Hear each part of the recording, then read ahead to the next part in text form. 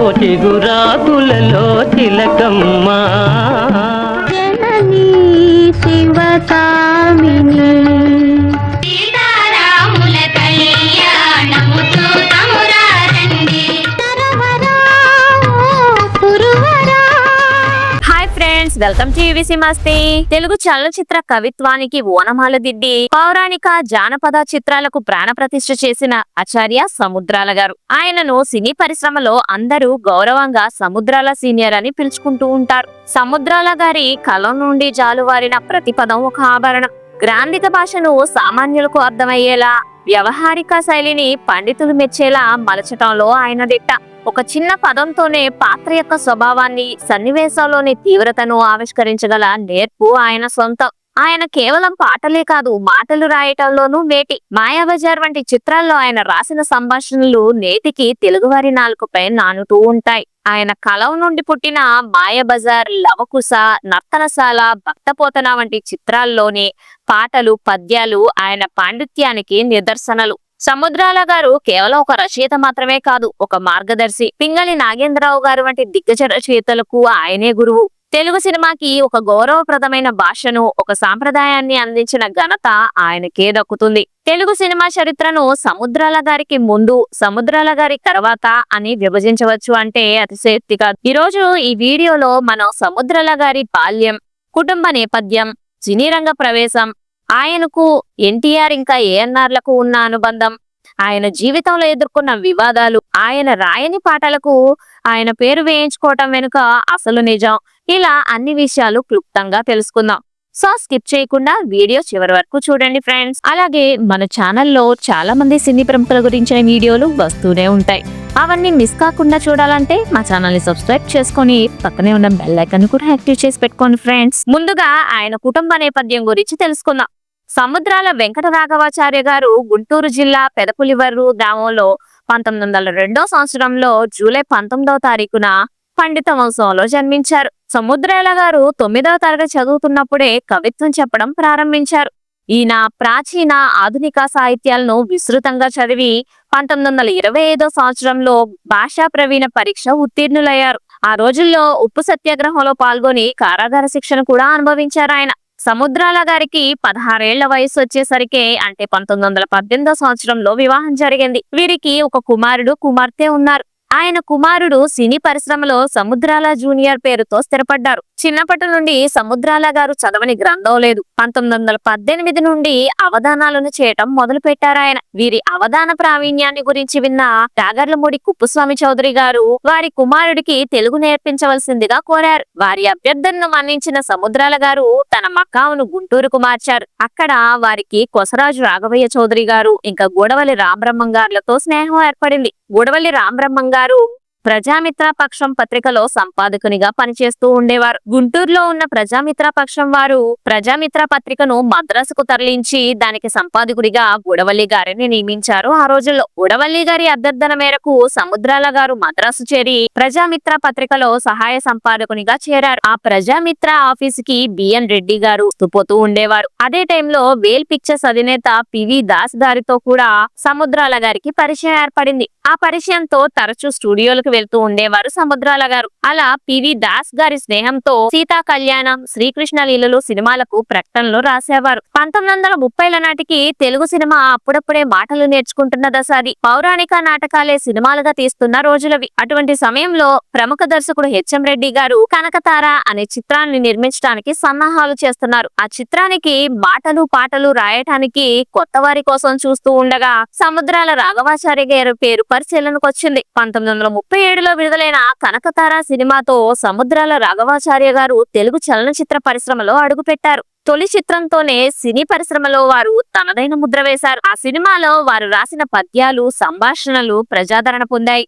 తర్వాత వేల్ పిక్చర్స్ వారి మాయాబజార్, ద్రౌపది వస్త్రాపహరణం సినిమాల్లో కొన్ని మార్పులు, చేర్పులు అవసరమైతే సహకరించారు సముద్రాల గారు. ఈ విధంగా ఈయన అనుకోకుండా సినీ పరిశ్రమలో రచనలో అడుగుపెట్టారు. కనకతార నిర్మాణ సమయంలోనే బిఎన్ రెడ్డి ఇంకా హెచ్ఎం రెడ్డిలు రోహిణి పిక్చర్స్ అనే సినీ నిర్మాణ సంస్థను స్థాపించి గృహలక్ష్మి సినిమాకు సముద్రాల గారిని రచయితగా పెట్టుకున్నారు. తర్వాత బిఎన్ రెడ్డి గారు రోహిణి సంస్థ నుండి బయటకు వచ్చి వాహిని సంస్థను స్థాపించారు. ఇక అక్కడి నుంచి వాహిని అన్ని సాహస సినిమాలకు సముద్రాల ఆస్థాన రచయితగా మారిపోయారు. దాదాపు 80 చిత్రాలకు పనిచేసి సుమారు 1000 పాటలను రచించారు సముద్రాల. కనకతార, దేవత, భక్తపోతన, త్యాగయ్య, పల్నాటి యుద్ధం, మన దేశం, ధర్మదేవత, దేవదాసు, కన్యాశుల్కం, అనార్కలి, దొంగరాముడు ఇలా అనేక సినిమాలకు ఆయన రచనలు అందించారు. 1939లో వచ్చిన వందే మాతరం సినిమాలో చిత్తూరు నాగయ్య గారు నటించారు. ఈ చిత్రానికి సముద్రాల గారు మాటలు అందించారు. స్వాతంత్రోద్యమ నేపథ్యంలో వచ్చిన ఈ చిత్రం అప్పటి యువతను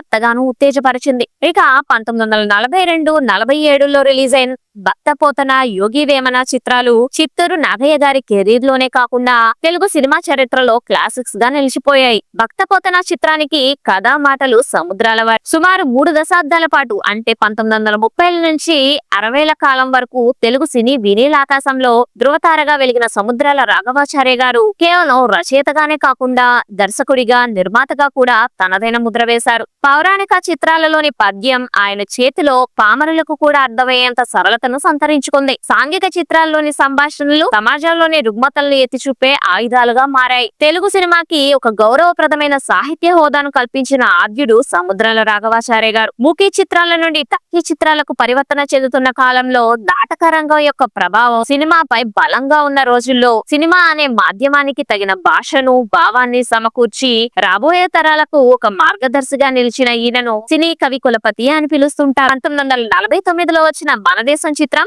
ఎన్టీఆర్ గారి తొలి చిత్రం. ఈ చిత్రానికి రచయితగా సముద్రాల వారు పనిచేశారు. ఆ తర్వాత ఎన్టీఆర్ గారికి సముద్రాల వారికి మధ్య ఒక గొప్ప అనుబంధం ఏర్పడింది. ఆ అనుబంధం ఎలాంటిదంటే సముద్రాల గారి భార్య మరణించినప్పుడు ఆయన దిగులు చెంది రచన చేయటం ఆపేస్తే అదే టైంలో ఎన్టీఆర్ గారు మీరు ఈ టైంలోనే దృఢంగా ఉండాలి అని ప్రోత్సహించి తన సినిమా అయిన శ్రీరామ పట్టాభిషేకంకి రచన చేయించారు. ఈ సినిమా ఎంతటి ఘన విజయం సాధించిందో వేరే చెప్పనక్కర్లేదు.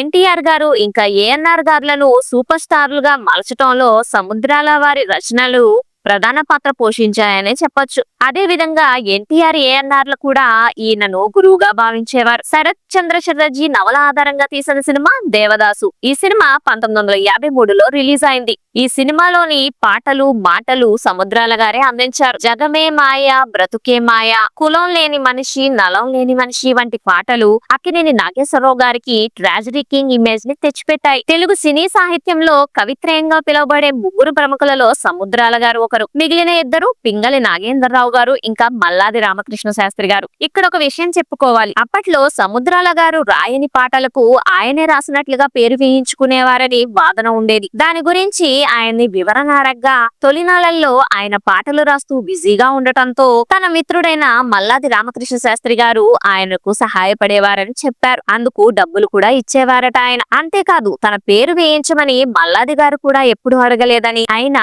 సినిమాల్లో ఒకరికొకరు సాయం చేసుకోవటం సామాన్య విషయమేనని వారు చెప్పారు. వారి కుమారుడు రామానుజం కూడా ఆయనకు సహాయం చేసేవారని ఆయన చెప్పుకొచ్చారు. పింగళి వారి రచనలో చమత్కారం, మల్లాది వారి రచనలో స్వచ్ఛమైన కవిత్వం ఉంటే సముద్రాల వారి రచనలో ఈ రెండింటి సమన్వయం ఉండేది. ఆయన భాష పండితులకు, పామరులకు ఇద్దరికి అర్థమయ్యే విధంగా ఉండేది. కరుణ రసం, భక్తి రసం పండించటంలో సముద్రాల వారికి సాటి లేరు. దేవదాసు సినిమాలోని విషాదం, విప్రనారాయణ సినిమాలోని భక్తి పారవస్యం ఇందుకు నిదర్శనలుగా చెప్పొచ్చు. విప్రనారాయణ సినిమాలోని ఏఎన్ఆర్ గారి యాక్టింగ్ అద్భుతంగా ఉంటుంది. ఈ సినిమా కోసం ఏఎన్ఆర్ గారు సముద్రాల గారి ఇంటికెళ్లి మరి ఏ పద్యం ఎక్కడ ఒత్తి పలకాలో, ఏ పాటకు ఎలాంటి అభినయం చూపాలో ఆయన్ని అడిగి మరీ తెలుసుకున్నారట. ఏఎన్ఆర్ గారికి మొదటి నుంచి సముద్రాల గారంటే అమితమైన అభిమానం. ఆయనకు తెలియని ఎన్నో విషయాలను సముద్రాల గారిని అడిగి తెలుసుకునేవారు. సముద్రాల గారు కూడా ఆయనతో ఎంతో అన్యోన్యంగా ఉండేవారు. సముద్రాల గారు ఏది చెప్పినా చక్కగా చేసేవారు ఏఎన్ఆర్ గారు. పద్యాలను సినిమాలో వాడటంలో ఆయనది అందివేసిన చేయి. సందర్భానుచితంగా పద్యం వాడి సన్నివేశం యొక్క స్థాయిని పెంచేవారు. ఈ కారణం వల్లే ఆయనని సినీ కవి కులపతి అని పిలిచేవారు. కేవలం కలం పట్టడమే కాకుండా మెగాఫోన్ పట్టి దర్శకత్వం వహించటంలోనూ సముద్రాల వారు విజయం సాధించారు. 1957లో రిలీజ్ అయిన వినాయక చవితి సినిమా సముద్రాల వారు దర్శకత్వం వహించిన సినిమా. ఎన్టీఆర్ గారు కృష్ణుడిగా నటించిన ఈ చిత్రం అఖండ విజయం సాధించింది. 1960లో భక్త రఘునాథ్, 1964లో బబ్రు వాహన వంటి సినిమాలకు దర్శకత్వం వహించారు. ఆయన దర్శకుడిగానే కాకుండా నిర్మాతగా కూడా ఆయన సత్తా చాటారు. 1951లో స్త్రీ సాహసం, 52లో శాంతి, ఇక 53లో దేవదాసు వంటి చిత్రాలకు నిర్మాతగా వ్యవహరించారు. ఆయన ప్రముఖ హాస్య నటుడు పద్మనాభం గారు నిర్మించిన ఆ శ్రీరామ కథ సినిమాకు చివరి పాటను రచించిన సముద్రాల రాఘవాచార్య గారు మరుసటి రోజు అంటే 1968 మార్చి 16న మరణించారు. ఈయన కుమారుడు సముద్రాల రామానుజాచార్య గారు సముద్రాల జూనియర్ గా తెలుగు చిత్ర పరిశ్రమలో కొనసాగారు. ఇది ఫ్రెండ్స్ సాహిత్య గురువు సముద్రాల గారి గురించిన వివరాలు. ఆయన రాసిన పాటలలో మీకు ఏ పాట బాగా ఇష్టమో కామెంట్స్ లో కామెంట్ చేయండి. అలాగే ఈ వీడియో నచ్చినట్లయితే మర్చిపోకుండా వీడియోని లైక్ చేసి షేర్ చేసి సబ్స్క్రైబ్ చేసుకోండి friends. Thanks for watching friends.